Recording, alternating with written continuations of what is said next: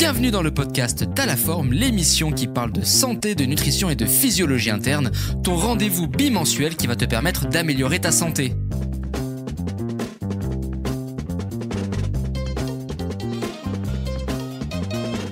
Hello à toi, j'espère que tu vas bien, j'espère que tu as la forme. On est parti pour ce 5e podcast qui... Alors aujourd'hui, on va parler d'un sujet qui touche absolument tout le monde.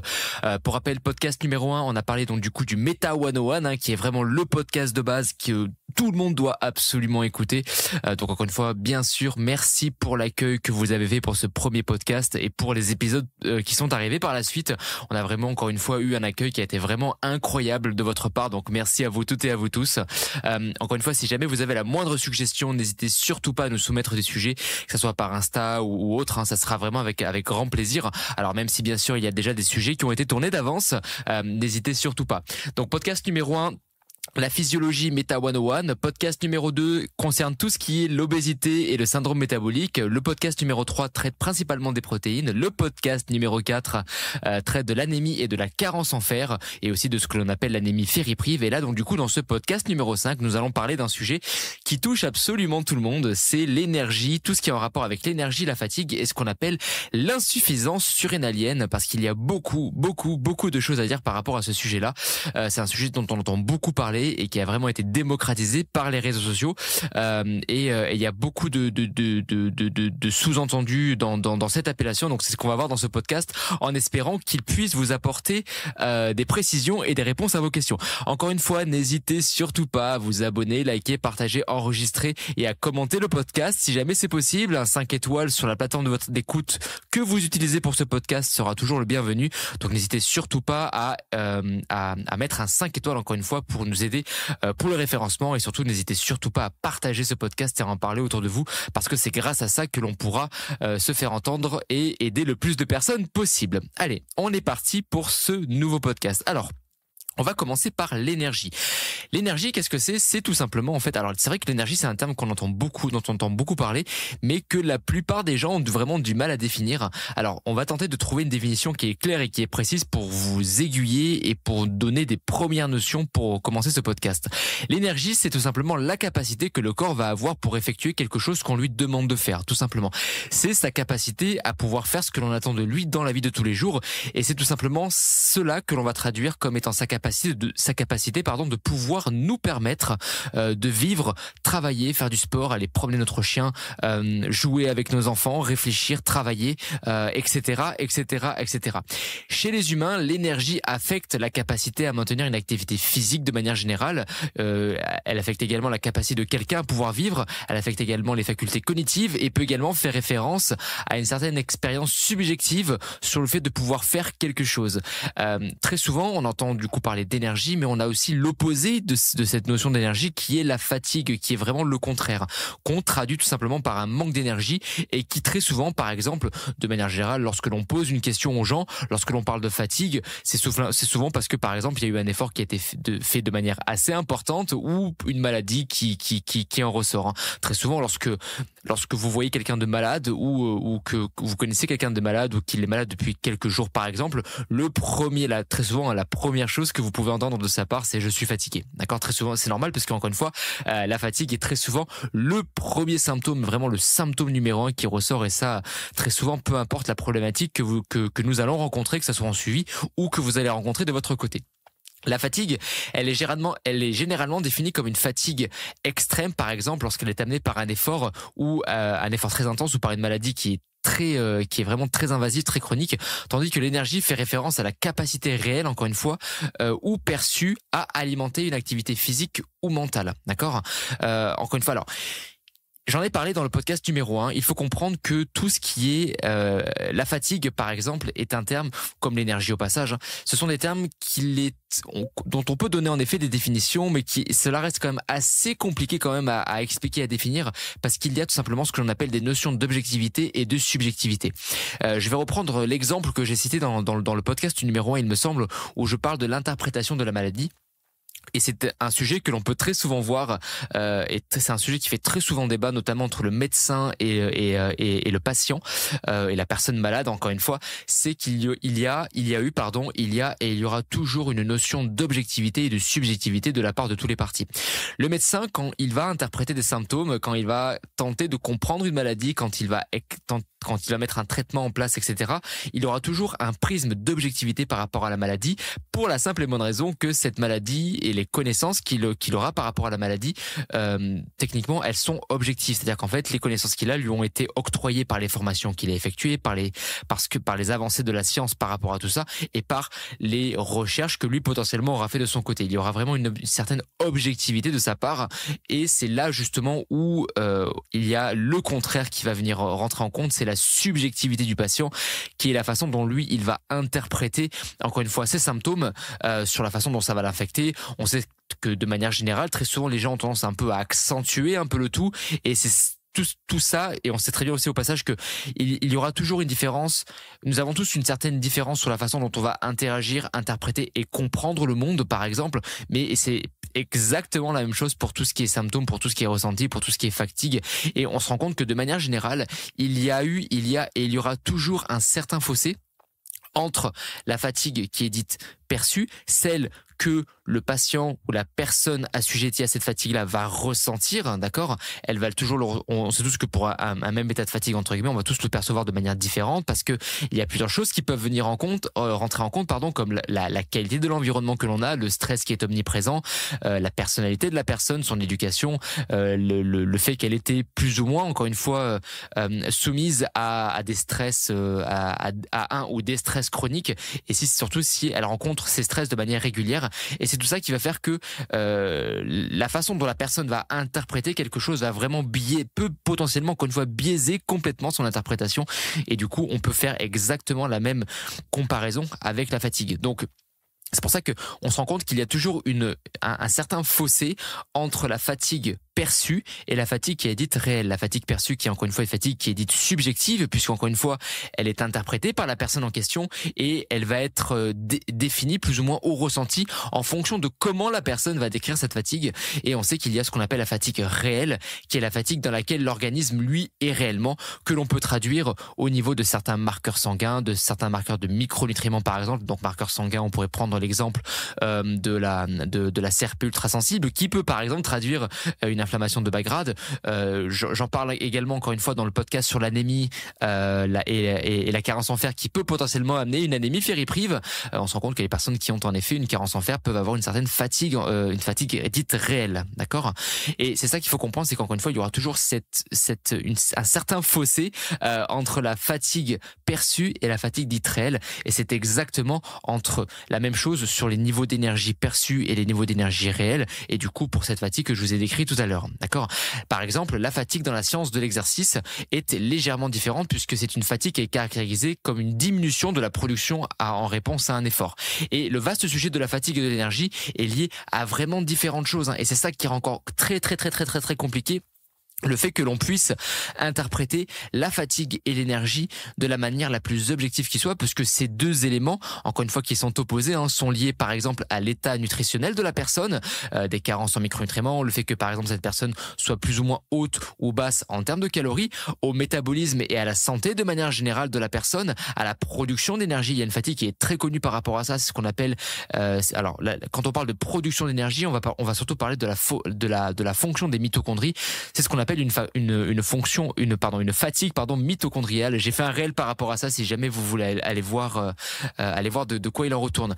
Mais également, le sujet de la fatigue et de l'énergie va être lié à la pratique d'une activité sportive qui est plus ou moins intensive, et en fonction de sa répétition, de son volume, de son intensité. Par exemple, dans le cadre de préparation, si on compare un sportif amateur et un sportif de haut niveau, on peut facilement comprendre que le sportif amateur aura peut-être plus d'énergie et peut-être moins de fatigue, puisque cela va lui demander moins d'efforts, la pratique va être moins intensive, à contrario, à comparer avec le sportif de haut niveau qui lui est en préparation sportive de manière assez régulière, de par le fait qu'il prépare des compétitions. Donc ça peut être un match de foot, ça peut être un match de boxe par exemple, ça peut être une épreuve de running. Les JO, par exemple, pour ceux qui sont vraiment dans les plus hauts sur tout ce qui est en termes de faire sportive. Mais par exemple aussi, je pense aux body qui font des prépas. On sait à quel point les prépas sont tout simplement épuisants pour l'organisme. Les prépas, les sèches, augmentation du volume, de l'intensité de l'entraînement, augmentation également du cardio, la quantité de calories, encore une fois, vient à être diminuée de semaine en semaine en fonction de comment le poids évolue, en fonction de comment la shape va évoluer, etc., etc., etc. Aussi, pour tout, je pense à toutes les personnes qui font des préparations de force exactement en fonction des blocs d'entraînement que vous allez mettre, etc. Voilà. En gros, ce qu'il faut comprendre, c'est que tout ça, en fonction de la pratique que vous allez avoir, si elle est plus ou moins intensive, cela peut tout simplement affecter vos niveaux de fatigue et vos niveaux d'énergie. Mais on peut également relater les niveaux de fatigue et les niveaux d'énergie à la qualité de la physiologie de la personne qui va tout simplement se faire ressentir par son état de santé de manière générale. Mais on sait que le psychologique joue un rôle énorme par rapport à la fatigue et par rapport à l'énergie. Et n'oublie pas encore une fois que le triangle est vraiment un corps magique, un triangle magique, pardon. Où en haut on peut mettre le psychologique, à droite le physiologique et à gauche le physique, et on sait que le psychologique peut affecter le physiologique qui va affecter le physique. Alors si vous voulez un exemple très simple, en quoi par exemple le psychologique peut affecter le physiologique et le physique, très simple, on sait très bien que lorsqu'on est stressé, lorsqu'on est fatigué, dans la plupart des cas, on a la main un peu plus lourde sur ce qui malheureusement peut se trouver par exemple à portée de main en termes de nourriture dans le placard ou quand on fait les courses. Bon, mais on peut dire que on a la main un peu plus lourde sur certains aliments dont normalement on ne devrait pas vraiment abuser entre guillemets, et ce qui fait que on peut être amené par exemple à manger trop. On sait à quel point lorsqu'on est fatigué, lorsqu'on est stressé, on a la main un peu plus lourde en termes de quantité au niveau de l'assiette par rapport à tout aliment confondu. Mais également certaines personnes peuvent avoir des crises de boulimie, des crises d'hyperphagie. Donc au niveau physique, qu'est-ce que ça peut amener, surtout lorsque ces crises-là, par exemple, sont répétées? Ça peut amener une prise de poids, puisque forcément vous avez un excédent en termes de cale qui peut arriver, d'accord? Et par exemple sur le plan physiologique, en quoi ça peut toucher? On sait très bien que lorsque vous avez une détresse psychologique, lorsque vous avez un gros stress psychologique, le corps va toujours réagir sur le plan physiologique en corrélation de ce que vous allez lui soumettre, de l'environnement que vous allez lui amener et des stress plus ou moins que vous allez lui amener. Et on sait à quel point, par exemple, les neurotransmetteurs vont être synthétisés et utilisés par l'organisme pour tenter d'apaiser cette situation de crise entre guillemets psychologique. Et ce qui fait qu'on peut se retrouver, par exemple, à avoir des manques de sérotonine. Et on sait à quel point la sérotonine est un neurotransmetteur qui est important pour diminuer l'excitabilité, pour aider la personne à gérer tout ce qui est anxiété, tout ce qui est dépression, tout ce qui est angoisse, etc. Mais on sait que la sérotonine est importante, encore une fois, pour gérer également au passage les envies un peu exotiques au niveau de l'alimentation, etc., etc. Et forcément, quand on a un manque de sérotonine, on peut se retrouver à avoir, encore une fois, pareil, des envies de manger un peu plus importantes pour tenter de calmer ce stress. Et forcément, si on mange encore une fois en quantité et qu'on continue de faire des crises, hyperphagie et boulimie, on peut se retrouver encore une fois à avoir un excédent de calories qui de plus en plus massif au fur et à mesure que les jours avancent. Et encore une fois, quand il y a beaucoup de calories qui rentrent alors qu'on n'a pas forcément beaucoup de dépenses à côté, mais forcément, qu'est-ce qui se passe? Le poids peut monter. On sait très bien que quand on est fatigué, quand on est stressé, on peut se retrouver malheureusement à moins se dépenser. On est moins motivé pour aller à la salle, on est moins motivé pour faire ses pas, etc., etc., etc. D'accord? Donc voilà, c'est vraiment comme ça qu'il faut comprendre que que le psychologique peut vraiment affecter le physiologique et le physique, mais on pourrait très bien partir du physiologique qui pourrait toucher le psychologique, et pareil pour le physique qui peut venir toucher le psychologique et le physiologique. Mais ça, j'en parle encore une fois dans le podcast numéro 1 que je vous invite bien entendu à écouter. La fatigue et l'énergie peuvent également être lié à la neurobiologie, au stress oxydatif, à une inflammation systémique, à une inflammation généralisée. Je pense par exemple à une inflammation de bas grade dont on parlera sur un podcast précis aussi, parce que l'inflammation de bas grade, il y a vraiment beaucoup de choses à dire. Un manque de sommeil également peut se faire ressentir sur tout ce qui est fatigue et énergie, et à d'autres systèmes corporels qui seront cités tout au long des différents podcasts que je vais faire, etc., etc., etc.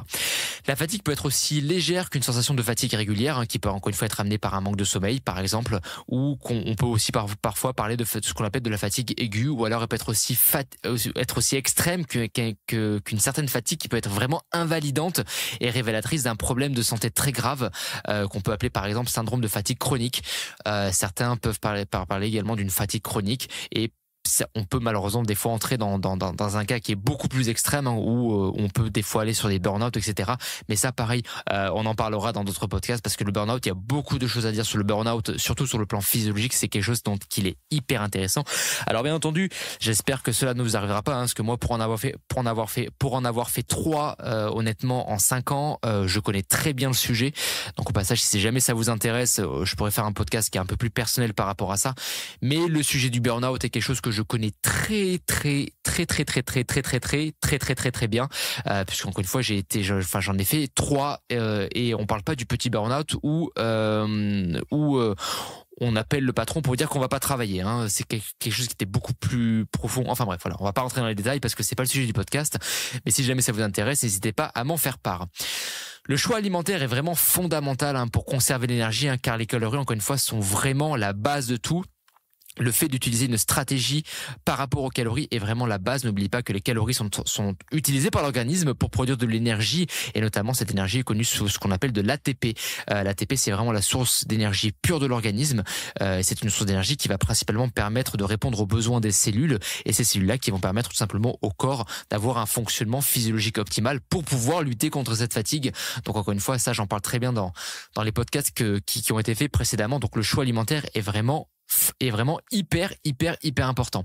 Les habitudes alimentaires, hein, saines et riches en nutriments répondent aux besoins énergétiques de la vie tout simplement, et vont permettre également de répondre aux besoins énergétiques de l'organisme, et vont prévenir de certaines conditions qui augmentent les risques de fatigue. Et encore une fois, vraiment utiliser de la calorie est vraiment la première stratégie que vous devez mettre en place. Il faut manger en quantité. Alors, il y a manger et manger. Dans un premier temps, vous devez manger avec l'alimentation la plus diversifiée, variée, qualitative et quantitative possible, pour tout simplement répondre à tous les besoins de l'organisme en termes de macronutriments. Donc du coup, protéines, glucides, lipides, fibres pour ceux qui les comptent éventuellement, eau, etc., etc. Mais aussi en micronutriments pour tout ce qui est, parce qu'on sait à quel point les micronutriments sont vraiment la base pour le fonctionnement d'une physiologie qui est saine, pour la base d'une santé qui est simplement optimale.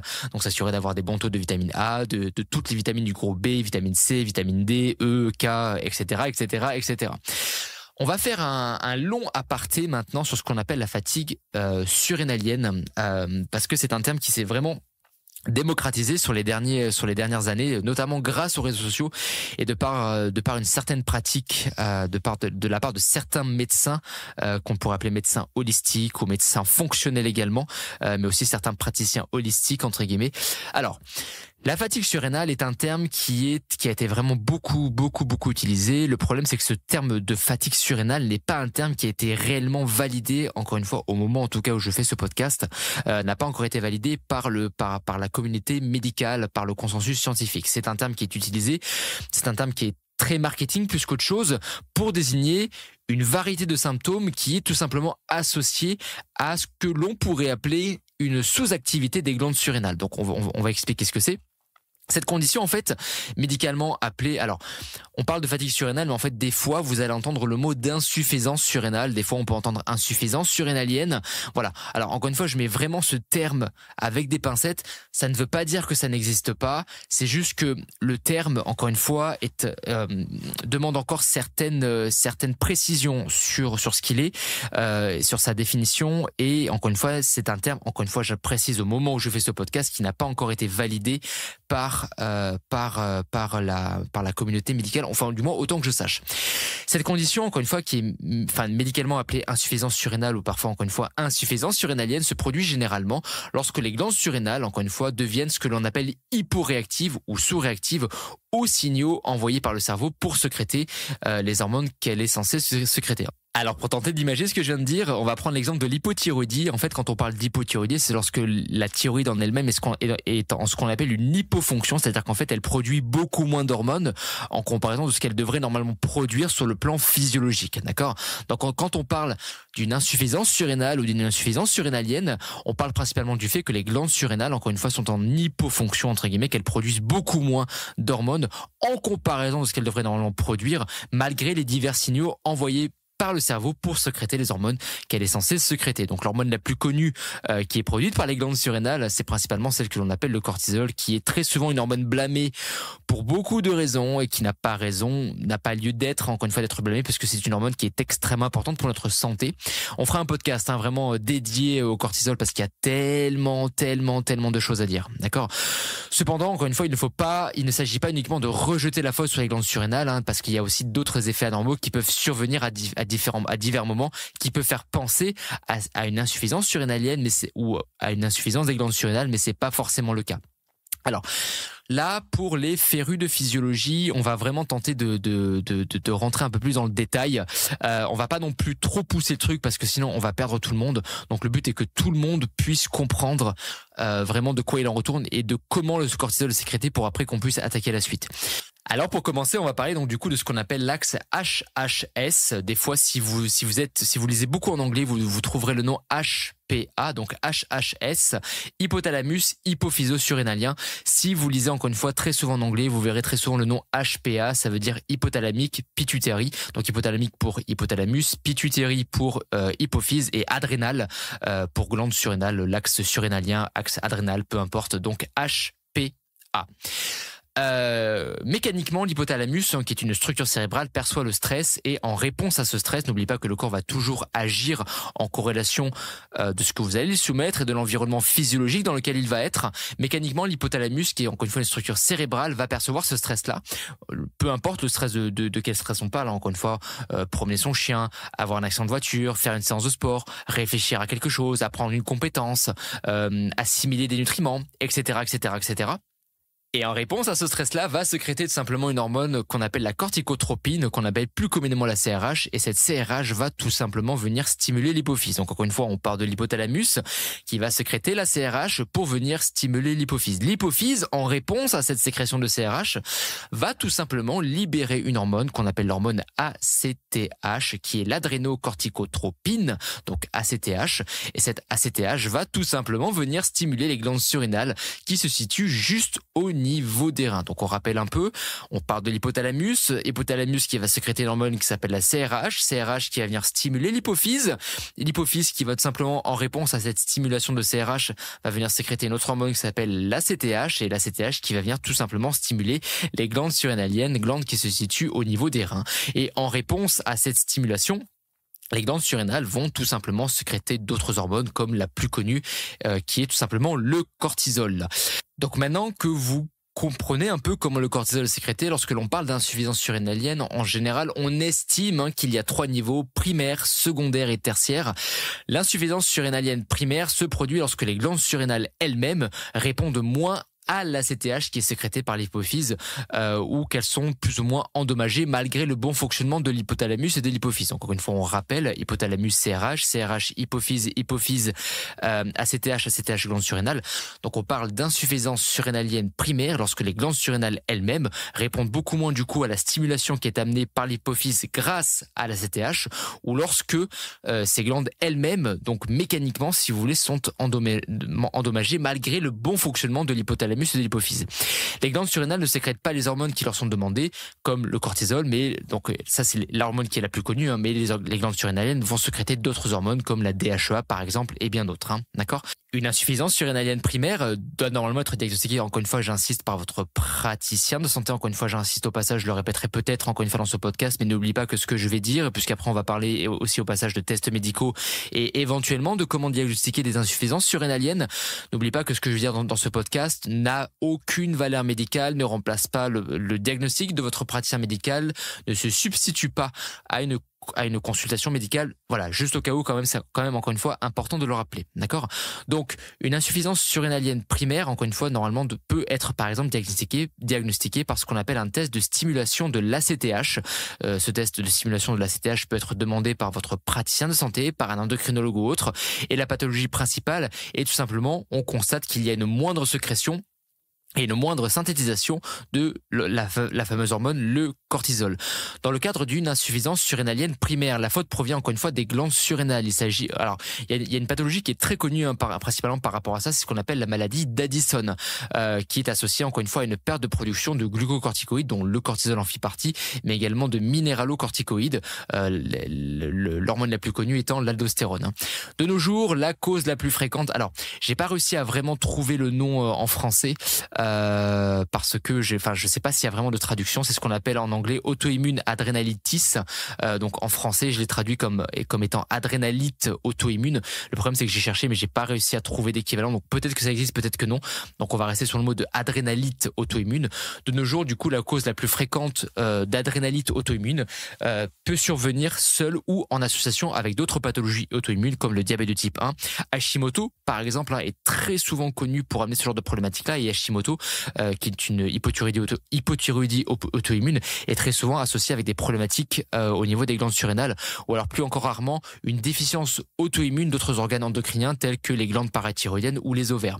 On peut également citer d'autres causes, par exemple comme tout ce qui est surrénalite infectieuse, des cadres d'hémorragie, un infarctus surrénalien, des maladies métastasiques, un lymphome qui va par exemple venir impliquer les deux glandes surrénales. Il y a aussi des médicaments qui sont connus pour venir inhiber la synthèse du cortisol, ou alors des maladies génétiques qui peuvent amener des troubles héréditaires assez rares. D'accord ? Donc maintenant, on va parler de l'insuffisance surrénalienne secondaire qui peut se présenter, ou du moins qui peut être pensée pour différentes raisons. La première, c'est que l'hypothalamus sécrète tout simplement moins de CRH. Encore une fois, on rappelle, hypothalamus CRH qui va venir stimuler l'hypophyse, hypophyse qui va sécréter la CTH, et la CTH qui va venir stimuler encore une fois les glandes surrénales pour produire le cortisol. Dans le cadre d'une insuffisance surrénalienne secondaire, on peut penser éventuellement que l'hypothalamus va venir sécréter moins de CRH. S'il y a moins de CRH, l'hypophyse est beaucoup moins stimulée. Si l'hypophyse est moins stimulée, moins d'ACTH. S'il y a moins d'ACTH, forcément, il y a moins de cortisol qui va être produit puisque les glandes surrénales seront beaucoup moins stimulées. Mais on peut également parler d'insuffisance surrénalienne secondaire lorsque l'hypophyse sécrète moins d'ACTH en réponse aux différents stress, par exemple, que j'ai pu évoquer dans le podcast, ou des différents stress que je parle dans les autres podcasts. Donc bien sûr, encore une fois, je vous invite à réécouter. Les glandes surrénales elles-mêmes fonctionnent normalement dans ce scénario, mais ne reçoivent tout simplement pas le signal nécessaire pour créer davantage d'hormones. Et encore une fois, ça vient tout simplement perturber le schéma que je vous ai décrit à plusieurs reprises: hypothalamus, hypophyse et glandes surrénales. D'accord ? Les glandes surrénales elles-mêmes, encore une fois, fonctionnent tout à fait normalement. Donc en fait, le dernier chaînon de la chaîne fonctionne. C'est juste que les personnes qui sont situées entre guillemets avant, un peu dans cette espèce de relais gigantesque, ne lui disent pas quoi faire. Donc forcément, les glandes surrénales, elles savent pas trop en fait si elles doivent sécréter beaucoup d'hormones ou pas assez. Et c'est ce qu'on peut encore une fois appeler une insuffisance surrénalienne secondaire. La CTH peut être mesurée encore une fois par votre praticien de santé. Il y a un test qui est très connu par rapport à ça, dont on parlera tout à l'heure. Dans le cadre d'un déficit en ACTH au niveau hypophysaire, le plus souvent, l'insuffisance surrénalienne fait partie d'une insuffisance hypophysaire antérieure. Alors, les adénomes hypophysaires sont très souvent malheureusement la cause la plus fréquente, mais d'autres lésions affectant l'hypophyse peuvent conduire à un déficit au niveau des cortico-surrénaliens secondaires. Par exemple, le fait d'avoir eu un gros choc à la tête, le fait d'avoir eu un accident, par exemple de voiture, peut endommager encore une fois l'hypophyse et entraîner donc du coup des déficits en ACTH, par exemple. D'accord ? Parfois, le déficit en CRH est aussi appelé insuffisance surrénalienne tertiaire. C'est pour ça qu'il faut faire quand même assez attention aux termes que l'on emploie. Mais bon, c'est la dénomination aujourd'hui que l'on peut donner, que l'on peut trouver. Donc quand on parle d'une insuffisance surrénalienne tertiaire, on parle d'un déficit en hormone de libération de la corticotropine au niveau hypothalamique. Donc encore une fois, un déficit en cette CRH. Encore une fois, on rappelle le schéma pour ceux qui sont un peu novices là-dedans. Hypothalamus qui va sécréter la CRH pour venir stimuler l'hypophyse. Donc quand on parle d'une insuffisance surrénalienne tertiaire, on parle d'un manque de cette CRH. S'il y a moins de CRH, donc du coup l'hypophyse est beaucoup moins stimulée. Si l'hypophyse est beaucoup moins stimulée, moins d'ACTH. Si la CTH est moins sécrétée, les glandes surrénales le sont du coup beaucoup moins. En vérité, il peut être difficile dans certains cas de faire la distinction entre une insuffisance surrénalienne secondaire et tertiaire, et il est parfois probable qu'il existe des éléments qui vont concerner les deux, autant l'hypophyse que l'hypothalamus. C'est pour ça que c'est assez compliqué à trouver. Mais dans tous les cas, on sait que ça peut être ou une déficience, encore une fois, en CRH ou une déficience en ACTH. Il existe des preuves que les traumatismes crâniens et les hémorragies à des niveaux plus ou moins importants et plus ou moins élevés peuvent être associés à des déficiences hypothalamo-hypophysaires, donc du coup qui vont se faire ressentir sur les niveaux de CRH et éventuellement également les niveaux d'ACTH. Donc d'où l'importance de savoir faire les bons examens, de savoir poser les bonnes questions pour justement tenter de comprendre un peu le pourquoi et du comment, quoi. Il existe une corrélation avec la gravité des dommages neurologiques. Le dysfonctionnement de crânien est souvent passager avec une atteinte de l'axe HPA de l'ordre de 5 à 10% des cas au maximum, mais on constate qu'il y a très souvent une corrélation qui peut être rapportée un peu entre le tout, d'accord ? L'insuffisance surrénalienne, donc du coup comme vous l'aurez compris, est tout simplement une dérégulation de l'axe HPA, encore une fois que des fois on peut appeler axe HHS, ça dépend si vous êtes plus sur le versant anglais ou le versant français. Et du coup, cette dérégulation de l'axe va tout simplement entraîner une diminution de la sécrétion d'hormones, dont par exemple le cortisol, dont on a besoin sur le plan physiologique, une hormone qui est importante pour la régulation de l'humeur, la régulation de l'énergie, aider l'organisme dans les cadres de fatigue et pour d'autres fonctionnements de physiologie associés et pour d'autres effets physiologiques attendus. D'accord ? Encore une fois, il ne s'agit pas d'un mécanisme en fait ou d'un événement, mais plus d'un terme qui est utilisé pour désigner un état où moins d'hormones vont être sécrétées et où tout du coup le système de régulation qui va permettre la sécrétion de ces hormones va complètement être dérégulé. Quand on parle encore une fois d'insuffisance surrénalienne, ça peut venir à la suite d'une défaillance primaire des glandes surrénales ou d'un manque de stimulation de l'ACTH qui résulte d'un dysfonctionnement au niveau de l'hypophyse ou de l'hypothalamus ou encore une fois amené par différentes choses que je vous ai citées du coup un peu plus haut. Ce qu'il faut savoir également, c'est que l'administration prolongée de chimie, notamment de stéroïdes également, peut venir jouer également sur l'axe HHS, mais ça, on en reparlera à un autre moment, puisque avoir une quantité de cortisol suffisante est extrêmement importante si vous êtes un body, notamment pour pouvoir au mieux gérer la chimie, mais ça, on en parlera peut-être dans un autre podcast si encore une fois ça vous intéresse. Même si une déficience de l'une des glandes endocrines diminue la qualité de la vie de la personne qui malheureusement est touchée par ça, on peut dire qu'une insuffisance surrénalienne constitue un cas qui est entre guillemets, je dis bien entre guillemets, encore une fois je prends des pincettes, un cas particulier, dans la mesure où parfois une insuffisance surrénalienne grave, en particulier lorsqu'elle survient de manière aiguë, peut réellement mettre la vie en danger de la personne malheureusement qui est touchée par ça. Mais de manière générale, encore une fois, il faut comprendre qu'une insuffisance surrénalienne est encore une fois un terme qui doit être pris avec des pincettes, puisque au moment, encore une fois, où on fait ce podcast, ce n'est pas un terme qui a encore une fois de plus été validé par la communauté médicale, donc on fait attention à ce que l'on dit. En effet, l'impact de l'insuffisance surrénalienne dépend dans une certaine mesure de la rapidité d'apparition et de l'état médical de la personne qui malheureusement est touchée par ça, quoi. En bonne santé, les centres supérieurs du cerveau sont affectés par des influences comme ce qu'on appelle les cycles diurnes et ultradiens qui durent environ entre 3 à 8 heures, mais également par ce qu'on appelle les cycles infradiens qui durent environ 20 à 30 jours et qui sont normaux, ainsi que le stress quotidien. Les centres supérieurs influencent à leur tour l'hypothalamus, encore une fois, pour venir stimuler la libération de l'ACTH par l'hypophyse, c'est ce que j'ai décrit tout à l'heure, qui à son tour, une fois de plus, va stimuler la libération de cortisol par les glandes surrénales. Le stress médical, comme celui qui peut survenir lors d'un traumatisme grave par exemple, d'un accident de voiture ou un événement hyper stressant par exemple, d'une fracture, d'une infection ou d'un événement cardiovasculaire par exemple, peut venir entraîner, et entraînera encore une fois, c'est une réponse physiologique que l'on ne peut pas éviter, entraînera généralement une plus grande activation de cette voie et va du coup entraîner des niveaux de cortisol plus élevés que la normale. Mais un tel stress est tout à fait normal indirectement puisque c'est une réponse physiologique. Encore une fois, n'oubliez pas que le corps va toujours répondre en corrélation de l'environnement que vous allez lui soumettre, que ça soit l'environnement physique, psychologique et physiologique. Et du coup, l'hypercortisolisme est relativement de courte durée, il ne dure que quelques jours puisque encore une fois, c'est une réponse physiologique à ce ou ces événements. Le cortisol endogène exerce une rétroaction négative au niveau de l'hypothalamus et de l'hypophysaire, de sorte qu'en santé, dans le cadre d'une physiologie santé, dans le cadre d'un contexte physiologique sain, ce système de rétroaction classique maintient les niveaux de cortisol plasmatique normaux et maintient tout simplement des niveaux de cortisol tout simplement santé, d'accord ? Il est important de comprendre cela et c'est vraiment crucial, encore une fois, pour comprendre et pour la compréhension de l'étiologie de l'insuffisance surrénalienne. Il va de soi qu'une défaillance à n'importe quel niveau du trajet allant des centres cérébraux supérieurs aux glandes surrénales, où entre-temps, bien sûr, encore une fois, il y aura l'hypothalamus, l'hypophyse, etc. et tout ce qu'on a décrit juste avant, pourrait du coup théoriquement entraîner une insuffisance des surrénales, une insuffisance cortico-surrénalienne.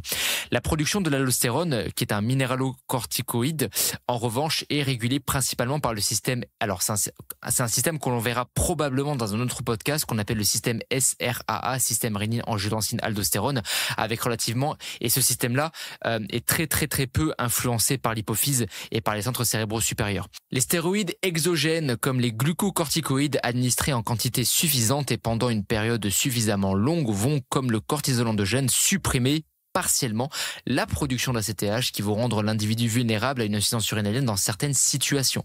Mais dans la plupart des cas, s'il y a une administration de corticoïdes exogènes, encore une fois, c'est très souvent dans un cadre voulu et dans un cadre très souvent médical. Il est important de savoir que le cortisol est extrêmement sollicité dans le cadre de l'utilisation de la chimie par les bodies. Et s'il y a bien une hormone que nos chers amis les bodies, encore une fois, oublient très souvent et diabolisent sans raison, c'est bien le cortisol. Avoir des bons taux de cortisol avant, pendant et après votre chimie est hyper important pour des raisons de santé, pour des raisons de physiologie, pour des raisons de gestion de la fatigue, surtout lorsque vous êtes en fin de prépa, et de permettre encore une fois de profiter pleinement des effets du protocole que vous allez mettre en place. Ce que vous devez comprendre, c'est que très souvent, la prise de chimie est extrêmement demandante sur le plan physiologique par tous les systèmes de physiologie qui vont être concernés, par le cœur, par les reins, par le foie, par le système digestif, par la thyroïde, etc., etc. Mais encore une fois, le système HHS est très demandé par la prise de chimie, et très souvent la plupart des compétiteurs qui prennent de la chimie malheureusement souffrent d'un gros manque de cortisol sur le plan physiologique, de par toutes les prépas qu'ils enchaînent, de par la prise de chimie, de par le fait qu'il y a un volume d'entraînement qui est toujours de plus en plus important, de par le fait qu'il y a une intensité au niveau de l'entraînement qui est toujours de plus en plus importante, de par également le fait qu'il y a une grosse restriction de cale, par exemple, sur une très forte période de temps qui peut être amenée par de la prépa, et tout ça impacte énormément les niveaux de cortisol. Et il n'est pas rare de voir des body, ou encore une fois, quand je parle de body, je parle vraiment de toute personne qui fait de la compète, autant homme que femme, c'est juste pour généraliser. Il n'est pas rare de voir des body, encore une fois, qui très souvent sont complètement épuisés, même en phase de off-saison, même lorsque c'est censé être entre guillemets la meilleure phase, puisque c'est la phase où vous avez le plus de cale, la phase où vous avez techniquement, je dis bien techniquement, le moins de chimie. Alors après, encore une fois, ça dépend des cas, mais c'est en général pas la phase où vous avez forcément le plus de chimie non plus. Et très souvent, il n'est pas rare de voir des body qui sont complètement fatigués, épuisés pendant leur phase de off-saison. Et si vous êtes déjà fatigué pendant votre off-saison, je vous laisse imaginer comment va se passer le on-saison. Et très souvent, ça peut être amené, par exemple, par une problématique au niveau du cortisol ou par un manque de cortisol. Il est important de noter que cela peut s'appliquer aux injections répétées de stéroïdes de manière intra-articulaire, intramusculaire, mais également par la prise de stéroïdes oraux. Il faut comprendre que l'effet d'un excès de stéroïdes, qu'il soit endogène ou exogène sur l'axe HHS ou encore une fois sur l'axe HPA, peut provoquer une suppression surrénalienne temporaire ou malheureusement des fois permanente, qui malheureusement peut être vraiment aggravée dans certaines conditions. Donc faites très attention par rapport à ça, et ne surtout pas sous-estimer la prise de chimie par rapport au surrénal et par rapport au cortisol. L'arrêt soudain, malheureusement chez certains body, encore une fois, l'arrêt soudain de stéroïdes et de prise de stéroïdes exogènes chroniques peut comporter malheureusement chez certains, dans des cadres très poussés, un risque élevé d'insuffisance surrénalienne, alors qui des fois peut être temporaire, mais qui dans certains cas très rares malheureusement peut être permanent. Donc faites très attention avec ça. Pendant la poursuite d'une corticothérapie à long terme, la suppression de l'axe HPA peut être et doit être supposée comme pouvant être altérée à la réponse normale de l'axe aux situations de stress chronique, encore une fois, de la vie de tous les jours, un stress médical aigu par exemple, comme des infections, des traumatismes et des événements cardiovasculaires, de sorte à ce que les événements peuvent précipiter parfois et dans certains cas une insuffisance surrénalienne relative. Du coup, nous allons passer sur ce que nous pouvons potentiellement faire, entre guillemets, pour diagnostiquer ou pour tenter de trouver une insuffisance surrénalienne. Alors encore une fois, j'insiste, je précise et je le redis encore une fois, ce podcast n'a bien entendu aucune valeur médicale. Il ne remplace pas les diagnostics de votre praticien de santé, il ne remplace pas les conseils de votre praticien de santé, et il n'a en aucun cas une valeur médicale. Encore une fois, c'est important de le préciser, on ne sait jamais. Le diagnostic d'insuffisance surrénalienne est posé lorsqu'il existe des preuves d'une production de cortisol anormalement faible. Étant donné que la plupart des tests utilisent le cortisol total sérique, qui malheureusement n'est pas tout le temps pertinent, ça il faut le dire, il y a d'autres métriques que l'on peut regarder, il est important de se rappeler que les anomalies de la globuline liant le cortisol, qu'on appelle plus communément la CBG, qui est une protéine transportrice, et les quantités également d'albumine, dont on a parlé dans le podcast numéro 3, si je ne dis pas de bêtises, viendront également affecter les résultats. Les patients atteints de cirrhose, par exemple, de syndrome néphrotique, qui ont un faible taux de CBG, peuvent avoir des concentrations sériques de cortisol plus faibles, tandis que les patientes qui prennent des oestrogènes oraux, mesdames, je pense à vous notamment, surtout si vous prenez par exemple la pilule ou que vous avez un implant hormonal par exemple, il est très courant de voir des femmes qui ont des taux de CBG augmentés de par la prise, encore une fois, d'oestrogènes oraux. C'est pour ça qu'il est toujours important de comprendre que lorsque vous allez faire des analyses sanguines, il est important de connaître le contexte physiologique, le cas de santé de la personne pour pouvoir être le plus apte à pouvoir traduire les analyses telles que normalement elles devraient. D'accord ? Et du coup, vu que les patientes prennent des oestrogènes oraux, encore une fois, de par la méthode de contraception que, par exemple, on peut donner de la pilule, forcément, ça augmente la CBG, ce qui aura pour conséquence physiologique, par exemple, des concentrations sériques de cortisol plus élevées. Dans de nombreux cas, pour diagnostiquer une insuffisance surrénalienne potentielle, ou du moins à laquelle votre praticien de santé, par exemple, peut penser, en général, il peut vous demander une mesure matinale entre 7h et 8h, des fois on peut voir entre 7h et 9h, ça dépend, du cortisol sérique, ou alors il peut également vous demander un test de stimulation à l'ACTH, et ces tests, du coup, peuvent être utilisés pour diagnostiquer d'une potentielle, encore une fois, insuffisance surrénalienne. Chez les sujets normaux, normalement, le cortisol matinal varie, mais normalement, il est censé se trouver dans la fourchette la plus haute possible de la valeur haute que vous allez trouver par rapport à votre valeur de référence.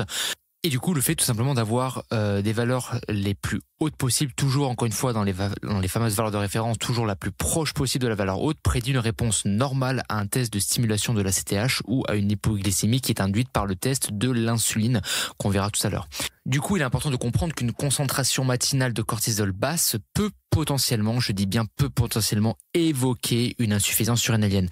L'ACTH peut être mesurée pour différencier l'insuffisance surrénalienne primaire, mais également secondaire / tertiaire. Encore une fois, on se rappelle ce que j'ai évoqué pour l'insuffisance surrénalienne secondaire et tertiaire, où c'est toujours un peu ambigu, donc il faut quand même faire attention.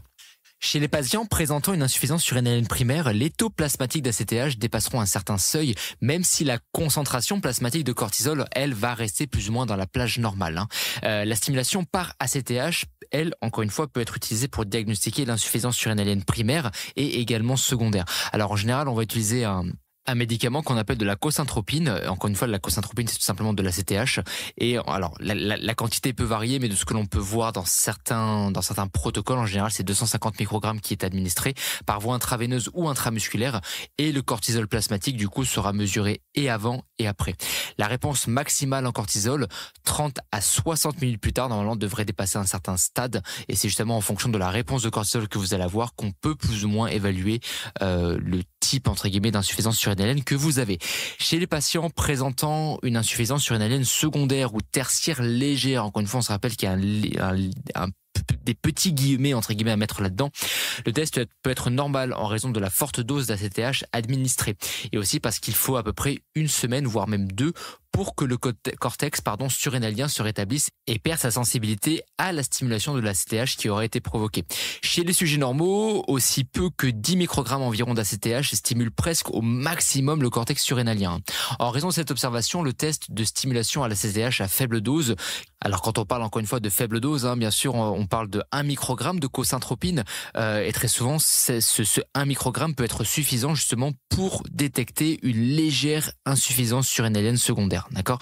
Alors après, il y a aussi un test qui est connu comme étant un peu le test de référence en la matière pour tout ce qui est pour l'évaluation de l'ensemble de l'axe HPA ou encore une fois axe HHS. C'est ce qu'on appelle le test de tolérance à l'insuline. qui va induire une réponse centrale au stress, à l'hypoglycémie induite par l'insuline qui sera administrée par dose intraveineuse. Alors encore une fois avec une quantité particulière en fonction encore une fois du poids de la personne. Et après l'injection d'insuline, une chute de la glycémie de presque de 50% de la valeur initiale va se faire ressentir et se produit généralement au bout de 30 à 45 minutes. Et chez les sujets normaux, le cortisol plasmatique va venir augmenter en conséquence de ça, d'accord? Et les valeurs d'ACTH à 60 minutes vont varier sur une certaine plage, sur une certaine tranche entre guillemets de valeur, et c'est comme ça plus ou moins qu'on saura où est-ce qu'on en est par rapport à une potentielle insuffisance surrénalienne. Alors après, il y a un test, c'est ce qu'on appelle le test au méthyrapone. Le méthyrapone, pour celles et ceux qui ne savent pas, c'est tout simplement quelque chose qui va venir bloquer la synthèse du cortisol en inhibant une enzyme, l'enzyme 11B hydroxylase, qui convertit tout simplement le 11-désoxycortisol en cortisol. Cela va venir tout simplement stimuler la sécrétion d'ACTH qui, à son tour, augmente la sécrétion et les taux plasmatiques de 11-désoxycortisol. Le méthyrapone est administré aux alentours de minuit et une réponse normale est un taux plasmatique de 11-désoxycortisol qui va plus ou moins varier et un taux plasmatique d'ACTH également qui va plus ou moins varier sur les valeurs que le praticien de santé va rechercher, d'accord? Et une réponse anormale à ces différentes plages, à ces différentes tranches de valeurs peut potentiellement, encore une fois, établir d'une insuffisance surrénalienne. Un test qui est maintenant un peu plus connu, c'est ce qu'on appelle le test de stimulation de CRH. Chez les sujets sains, la CRH provoque une réponse maximale en ACTH en 15 minutes et une réponse maximale de cortisol en 30 à 60 minutes. Les patients présentant une insuffisance surrénalienne primaire ont des taux d'ACTH élevés et des réponses exagérées d'ACTH justement à la CRH, d'accord? Et les patients qui vont présentés d'une insuffisance surrénalienne secondaire ont une réponse à l'ACTH absente, tandis que ceux présentant une insuffisance surrénalienne tertiaire due à un manque de CRH de l'hypothalamus peuvent avoir une réponse à l'ACTH exagérée et voire même prolongée. Okay, donc j'espère que ça vous a un peu aiguillé sur tous ces tests-là. Alors après, on aurait pu également prendre d'autres métriques, comme le cortisol libre, comme les tests salivaires, comme le cortisol urinaire également. Mais j'ai essayé de rester vraiment dans tout ce qui se fait de manière classique, même si ces métriques-là sont très souvent et devraient très souvent être employés, comme tout ce qui est cortisol urinaire, cortisol libre, et les tests salivaires au passage sont extrêmement intéressants pour voir certaines choses, notamment quand est-ce que vous avez, pour voir encore une fois la sécrétion de cortisol que vous avez tout au long de la journée. Donc maintenant que l'aparté concernant tout ce qui est insuffisance surrénalienne terminée, j'espère en passage encore une fois que ça vous a plu, on va parler de quelques astuces que vous pouvez mettre en place afin de lutter contre la fatigue. Alors, dans la plupart des cas, on peut constater que les personnes sont fatiguées pour diverses raisons. Le problème, c'est que il est compliqué de travailler sur des problématiques lorsque vous n'avez pas la base. Et dans la plupart des cas, des personnes qui se plaignent de fatigue, comme toute problématique de santé, on constate qu'il n'y a pas la base. C'est-à-dire qu'en fait, tout simplement, avoir un rythme de vie qui est sain. Vous devez dormir. En moyenne, on établit aujourd'hui qu'une moyenne de 8 heures de sommeil est excellente et c'est vraiment la moyenne la plus optimale que l'on peut constater. Donc très souvent, de manière générale, les personnes qui ne dorment pas sont des personnes qui ne dorment pas assez en quantité, donc qui n'ont pas aux alentours des 8 heures de sommeil ou qui n'ont tout simplement pas une bonne hygiène de sommeil, c'est-à-dire qu'en fait, elles n'ont pas de routine de sommeil, elles se couchent tard, elles se lèvent tôt, elles ont des heures de coucher qui sont tout simplement irrégulières, elles ont des heures de réveil qui sont tout simplement également irrégulières et qui très souvent ne matchent pas malheureusement avec les heures de coucher. Donc pensez à mettre en place une routine de sommeil, pensez à vous, alors bien sûr autant que vous le pouvez, parce que votre contexte va fortement faire que. On peut prendre par exemple le cadre de certains contextes environnementaux où il est compliqué de se coucher à des heures fixes, où il est compliqué d'avoir des nuits continues. Si par exemple vous venez juste de devenir jeune parent, malheureusement l'arrivée de bébé, ça on le sait, peut venir changer certaines choses, notamment les heures de coucher. Par exemple les personnes qui font les 3-8 ou des personnes qui sont dans des contextes très particuliers également peuvent en effet voir leurs heures de coucher ou la qualité ou le fait de mettre en place une routine de sommeil moins évident par exemple.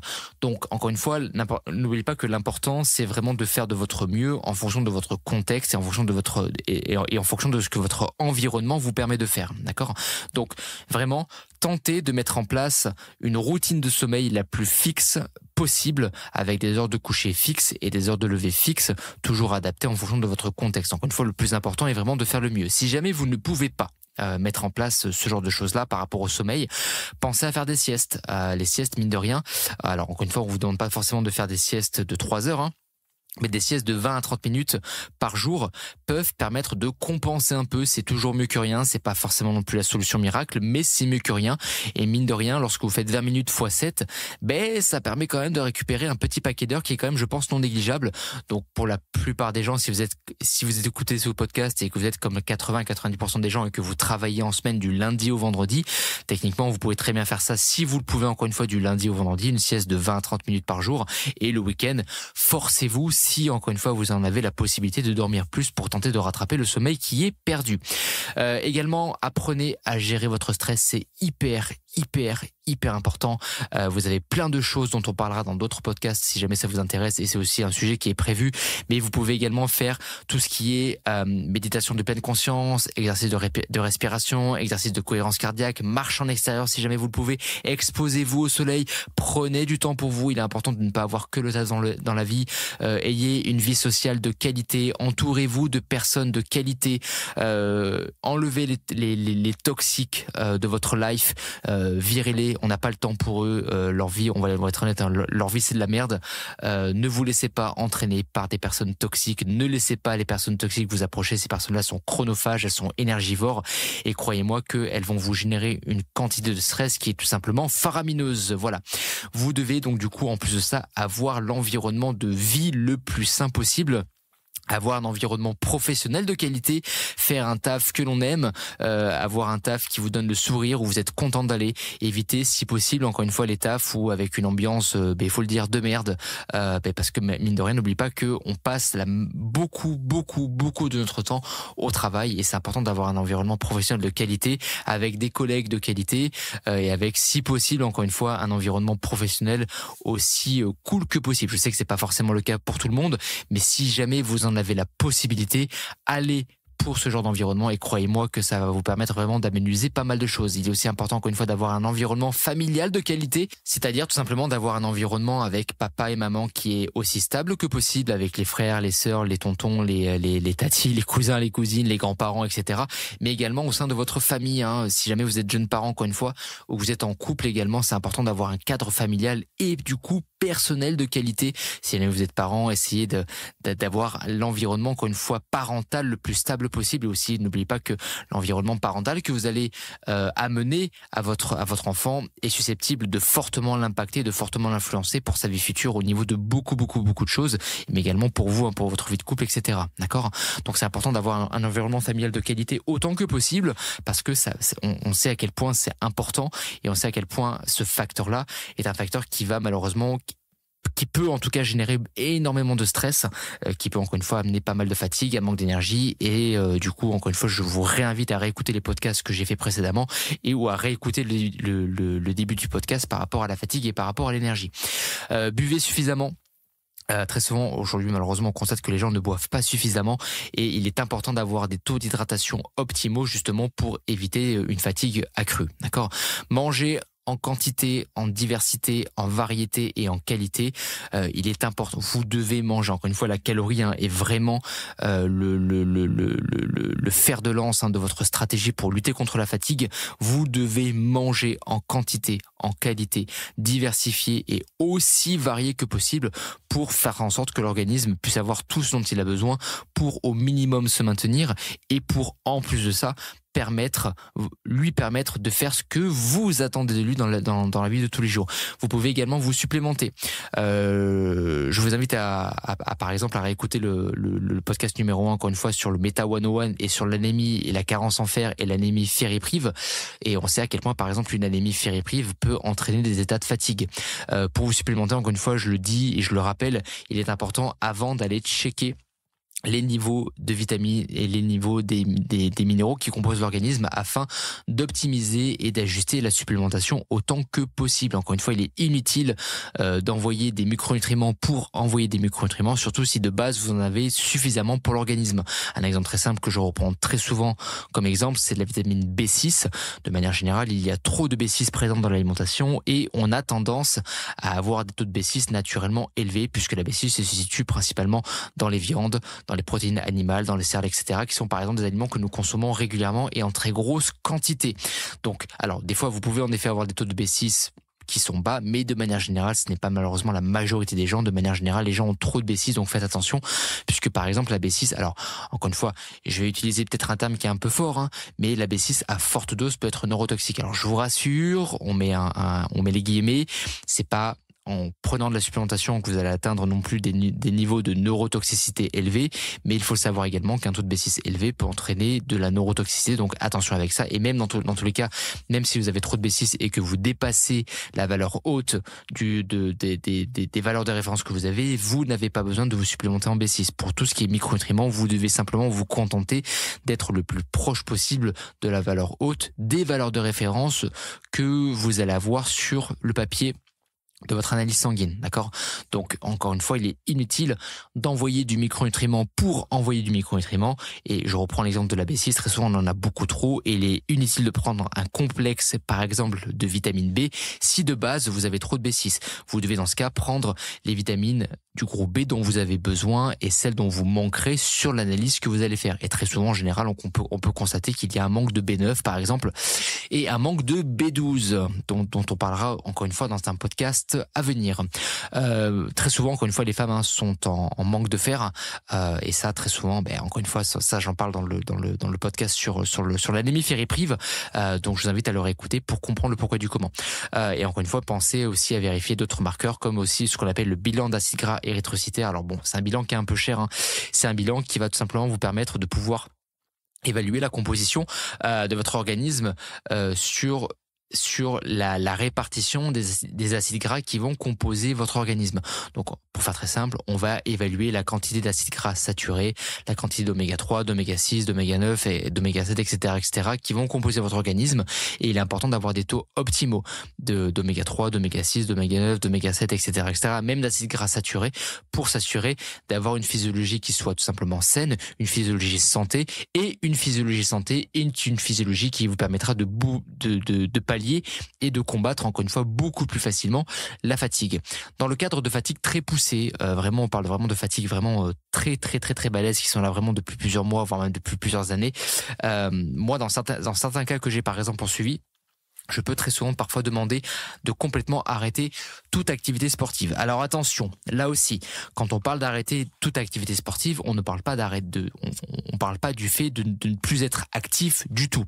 Ce qu'il faut comprendre, c'est que autant on sait que le sport est important pour la santé, on sait que le sport est sain pour être en santé et que la pratique du sport est un facteur de longévité, d'accord. Cependant, il faut pas oublier également que le sport, est un stress pour l'organisme. Le problème, c'est que pour ceux qui pratiquent par exemple une activité sportive avec beaucoup de volume, beaucoup d'intensité, etc., où malheureusement cette pratique-là est un stress que l'organisme n'arrive pas à gérer, ou que ce stress amené par cette pratique sportive est trop important en comparaison de ce que l'organisme peut gérer potentiellement. Parfois, l'arrêt du sport pendant plusieurs semaines, l'arrêt de la pratique sportive en question pendant plusieurs semaines, le temps de récupérer, d'accord. Et encore une fois, j'insiste, ça ne veut pas dire qu'il ne faut pas être actif. Au contraire, vous devez marcher, vous devez être actif, vous devez faire ce qu'on appelle du NEAT, puisqu'on sait à quel point le NEAT est important pour l'organisme également sur le plan physiologique. On sait que le NEAT est important pour maintenir une bonne santé, mais on sait également que le NEAT, et surtout lorsque vous marchez au soleil, est important pour permettre à l'organisme de beaucoup mieux gérer le stress.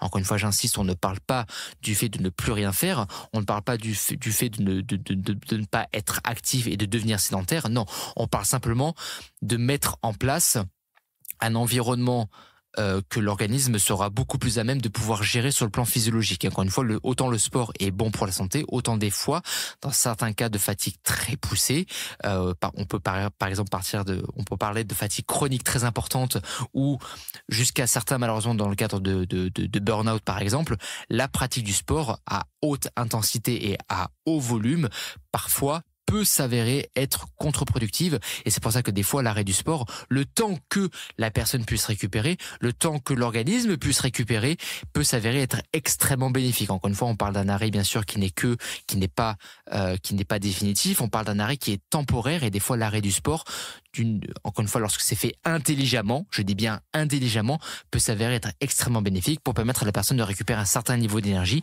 Puis lorsque la personne a récupéré un certain niveau d'énergie, on peut recommencer à remettre en place une pratique sportive.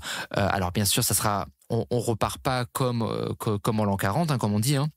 On repart pas pour faire des grosses séances du futur, on repart pas pour faire des séances de PR, mais on parle de réimplémenter une pratique sportive adaptée au niveau d'énergie de la personne. C'est-à-dire qu'en fait, on va tout simplement lui dire, écoute, tu reprends une activité sportive, c'est pas le moment de faire des PR, c'est pas le moment de faire des records. Là, tu vas juste pour remettre un peu le pied à l'étrier, pour te remettre dedans, pour voir un peu comment tu te sens, pour reprendre tes marques, pour reprendre tes repères. Mais c'est juste le temps de voir pour réinstaurer une certaine base, une certaine routine, et voir aussi comment tu te sens. Parce que dans certains cas, par exemple, juste le fait de reprendre, des fois, ça peut être un peu trop tôt, et ça peut malheureusement renvoyer la personne à un certain état de fatigue. Et bien sûr, c'est pas le but. Donc bien sûr, quand on voit que la personne a récupéré, le but est également de mettre en place une reprise d'activité sportive qui va être adaptée à son besoin et à son contexte physiologique présent, d'accord? Et donc bien sûr, c'est pour ça qu'on demande d'abord de reprendre mollo. Alors, on peut très bien par exemple reprendre par 2 séances. Alors, encore une fois, c'est un exemple généralisé, d'accord? Bien sûr, encore une fois, je ne connais pas le cas de la personne, ou je ne connais pas votre cas, donc c'est compliqué de vous dire. Admettons que par exemple, la personne avait l'habitude de faire 5 séances par semaine. C'est un exemple, d'accord? Et que donc, du coup, grosse fatigue et tout ce que je vous ai cité juste avant. Mais on peut dire, écoute là, tu peux par exemple reprendre sur 2 à 3 séances par semaine, mais là tu vas mollo, ok? C'est juste encore une fois l'histoire de reprendre un peu, de remettre le pied à l'étrier, que tu reprennes tes marques, que tu reprennes tes repères et qu'on voit un peu comment ça se passe. On remet par exemple 3 séances en place, on voit comment ça se passe. Au bout de plusieurs semaines, voire un mois, si on voit qu'au bout d'un mois, on voit que c'est cool, ok, là, tu peux potentiellement commencer à augmenter peut-être l'intensité, le volume, ou peut-être rajouter une séance de plus, etc., etc. Mais dans tous les cas, vous devez comprendre que vous devez toujours faire les choses crescendo, d'accord? Et ne surtout pas reprendre comme en l'an 40, parce que je vous promets que vous risquez malheureusement de rapidement retourner sur l'état dans lequel vous étiez. Et enfin, une autre stratégie également que vous pouvez mettre en place pour tenter de lutter contre la fatigue et contre la fatigue ou contre tout ce qui est burn-out éventuellement ou vraiment des états de fatigue accrus, c'est également l'utilisation de plantes adaptogènes. Alors ça, elles sont extrêmement connues. Juste petit aparté pour celles et ceux qui ne savent pas ce que sont les plantes adaptogènes, ce sont simplement des plantes qui vont augmenter, alors encore une fois je vais vraiment vulgariser, hein.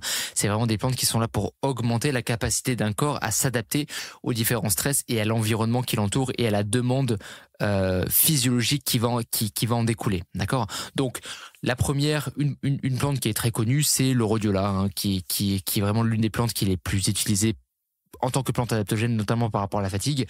Les bienfaits qu'on lui connaît, mais du coup, c'est réduction de la fatigue liée au stress ou à une activité intellectuelle intense. Et elle peut également aider à stimuler le système nerveux. D'accord. Après, il y a une autre plante qu'on appelle le ginseng, que certains des fois vous pouvez le trouver sous le nom de Panax ginseng. Cette plante participe au bien-être de manière générale physique et mentale, et elle va aider à maintenir certains niveaux de vitalité et contribuer à permettre à l'organisme en tout cas de résister au stress. Par contre attention, parce que lorsque vous avez un traitement antidiabétique, il peut y avoir certaines contre-indications, donc attention avec ça. On a aussi le maca qui est connu, on a aussi également le tribulus, on a l'astragale dont on entend de plus en plus parler. L'astragale est une plante qui va permettre d'augmenter entre guillemets la résistance physiologique de l'organisme en cas de conditions environnementales compliquées. Elle est aussi intéressante pour contribuer à retrouver un tonus et certains niveaux d'énergie aussi pour des personnes qui ont vraiment des tas de fatigue très avancés. Attention aux femmes qui ont des antécédents personnels ou même ou des antécédents familiaux au niveau du cancer des seins, puisqu'il y a certaines contre-indications avec l'utilisation de l'astragale. La plus connue qu'on ne présente plus, l'ashwagandha, qui est vraiment la number one. Alors il y a tellement de papiers de littérature qui prouvent ses bienfaits qu'on ne la présente plus, et l'ashwagandha a vraiment des effets sur quasiment toute la physiologie de manière générale. Elle redonne de l'énergie, elle fortifie l'organisme, elle permet de diminuer également l'excitabilité, elle permet à l'organisme de renforcer sa résistance par rapport au stress, etc., etc., etc. Faites attention, dans le cadre de l'hyperthyroïdie, l'ashwagandha, ça se discute. Donc attention avec ça, d'accord? Après, il y a d'autres plantes également qui peuvent être utilisées pour vous permettre d'améliorer le sommeil. Aubépine, valériane, passiflore, etc., etc. La prise de mélatonine, encore une fois, également peut être utilisée, la camomille, le houblon, etc., etc., etc. Voilà. J'espère que ce podcast vous a plu. En tout cas, merci à toutes et à tous d'être restés jusque-là. N'hésitez pas, une fois de plus, à commenter, liker, partager, enregistrer et à vous abonner. N'hésitez pas à mettre un 5 étoiles sur ce podcast pour nous aider pour le référencement. N'hésitez pas à en parler autour de vous, parce que c'est grâce à vous, encore une fois, qu'on pourra tout simplement se faire connaître et faire en sorte que ce podcast soit le plus diffusé possible pour qu'il puisse aider le plus de personnes possible. En tout cas, j'espère qu'il vous a plu. Je vous dis à très vite pour le prochain sujet. Merci à toutes et à tous. Peace.